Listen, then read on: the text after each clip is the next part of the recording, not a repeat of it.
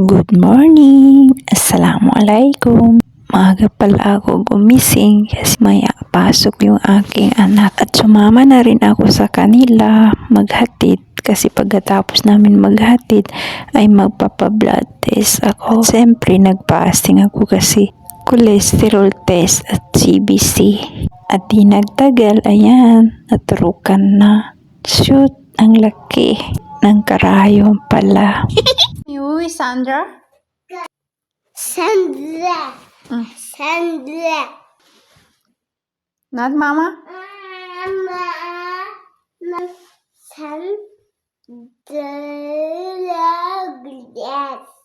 Sandra is our guest. Allahu Akbar. Who is Sandra? Sandra is our guest. Allah. Okay, now I'm a guest. You need to give me a food. You need... Ay, grabe na yung anak ko. Ewan ko kung saan ba niya ito nalalaman. Nasa kusina pala ako, guys. Tapos nakaupo siya sa sala at tawag ng tawag siya. Hindi ko siya pinapansin.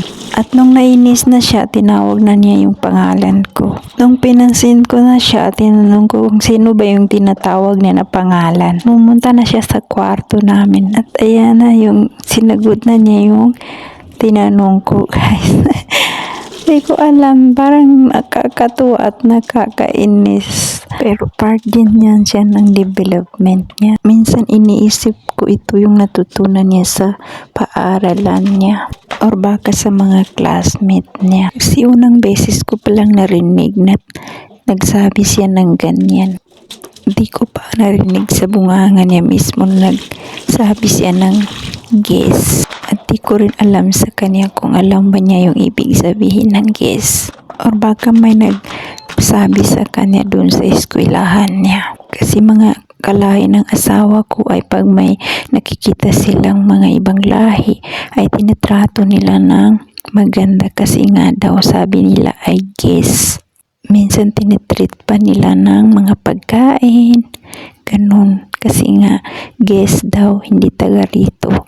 Kaya nga sabi ko, baka natutunan ng anak ko sa mga kaibigan niya sa eskwelahan. Minsan nasasaktan ako at natatawa.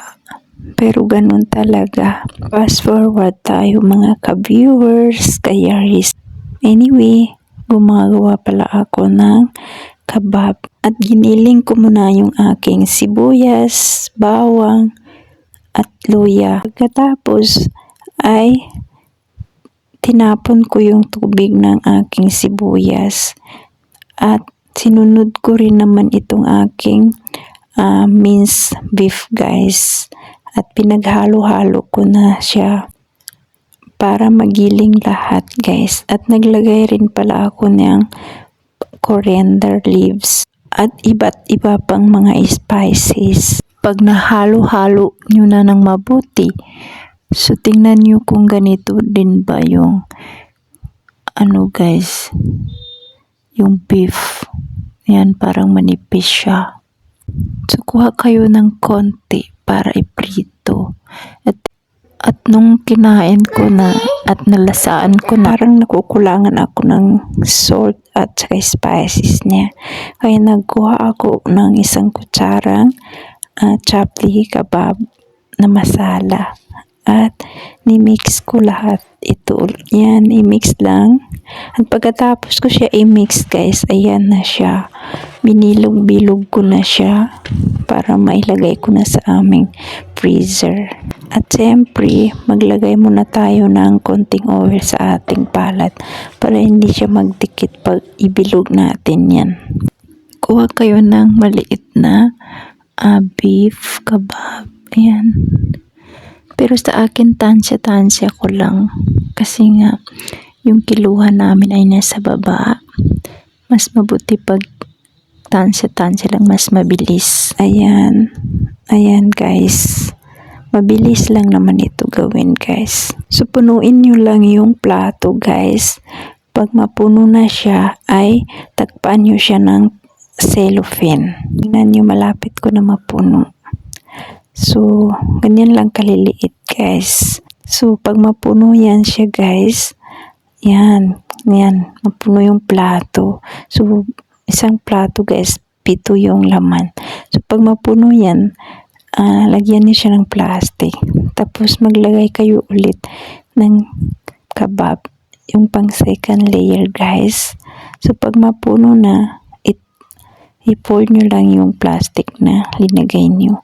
At maglagay naman kayo ng pang third layer. Hanggang sa maubos na yung beef na ginagawa nyo. So, bawat layer guys ay 7 yung laman. So, maganda yung isang plato lang kasi nga, pag maliit lang yung space sa freezer nyo, so isang plato lang. Pag depende sa inyo kung marami kayong space sa inyong fridge. So, yan. So, pang third layer ko na yan siya guys. Ganito lang gawin nyo hanggang sa matapos nyo guys. At pagkatapos, pwede nyo na siyang ilagay sa freezer.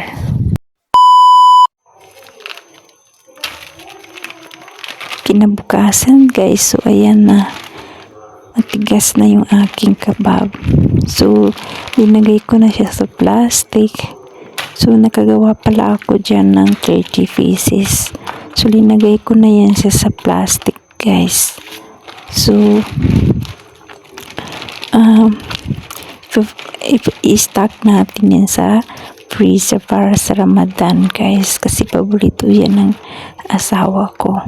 So, ito yung madalas namin ginagawa, guys.